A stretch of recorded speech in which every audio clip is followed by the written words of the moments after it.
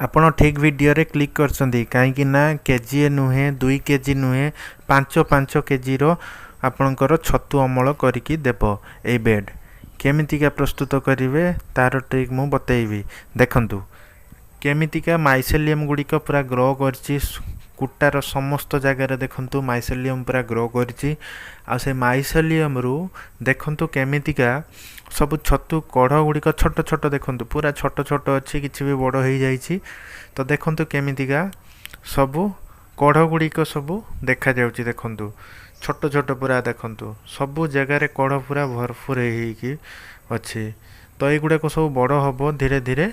ତ ସେଗୁଡ଼ାକ ବଡ଼ ହେଲେ ଆପଣଙ୍କର ଦେଖିବେ କେତେ ସାରା ଛତୁ ଆପଣଙ୍କର କଢ଼ ବଡ଼ ହେଇକି ବାହାରିବ ଆଉ ବହୁତ ସାରା ଛତୁ ହେବ। ଦେଖନ୍ତୁ କେମିତିକା ଏ ଦେଖନ୍ତୁ ପୁରା ଛୋଟ ଛୋଟ ପୁରା ଭରପୁର ହେଇଯାଇଛି ଏଥିରେ ସବୁ ଜାଗାରେ। ଦେଖନ୍ତୁ ଆଗକୁ ବି ଦେଖିବେ। ଦେଖନ୍ତୁ ଚାରିପଟେ ମୁଁ ଦେଖଉଛି। ଏ ଦେଖନ୍ତୁ ପ୍ରତ୍ୟେକଟି କୁଟାରେ ଦେଖନ୍ତୁ ପ୍ରାୟ କିଛି ନା କିଛି ଛତୁ କଢ଼ ଲାଗିଛି।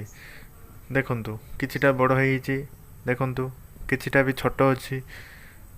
ତ ଯେଉଁଗୁଡ଼ାକ ପ୍ରଥମେ ସବୁ ମାଇସେଲିୟମ୍ରୁ ସବୁ ଛତୁ କଢ଼ ହେଇଛି ସେଗୁଡ଼ାକ ଟିକେ ବଡ଼ ହେଇଛି। ତାପରେ ନେକ୍ସଟ କିଛି ଦିନ ପରେ ପୁଣି ଆଉ ସେଗୁଡ଼ାକ ଛୋଟ ଛୋଟ ସବୁ କଢ଼ ଆସିକି କୁଟା ଦେହରେ ଲାଗିଛି। ଦେଖନ୍ତୁ ମାଇସେଲିୟମ୍ରୁ ସବୁ ଆସିକି କଢ଼ ଲାଗିଛି। ମୁଁ ବତେଇବି କେମିତିକା ଆପଣ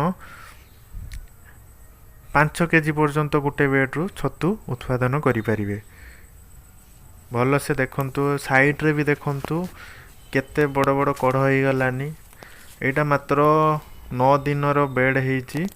ତ 9 ଦିନରେ ଦେଖନ୍ତୁ ଆପଣଙ୍କର କେମିତିକା ସବୁ ମାଇସେଲିୟମ୍ ଗୁଡ଼ାକ ଗ୍ରୋ ହେଇକି ଆପଣଙ୍କର ଛତୁ କଢ଼ରେ ପରିଣତ ହେଇଯାଇଛି।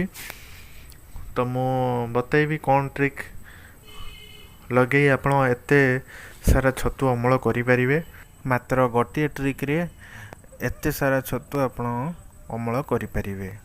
ତ ଆପଣ ଚାହିଁଲେ ବି ଏଇଭଳିଆ ବେଡ୍ ପ୍ରସ୍ତୁତ କରି ଆପଣ 5 କେଜି ପର୍ଯ୍ୟନ୍ତ ଛତୁ ଅମଳ କରିପାରିବେ। ତ ତାର ମୁଁ ଟ୍ରିକ୍ ନେକ୍ସଟ ଭିଡ଼ିଓରେ ବତେଇବି।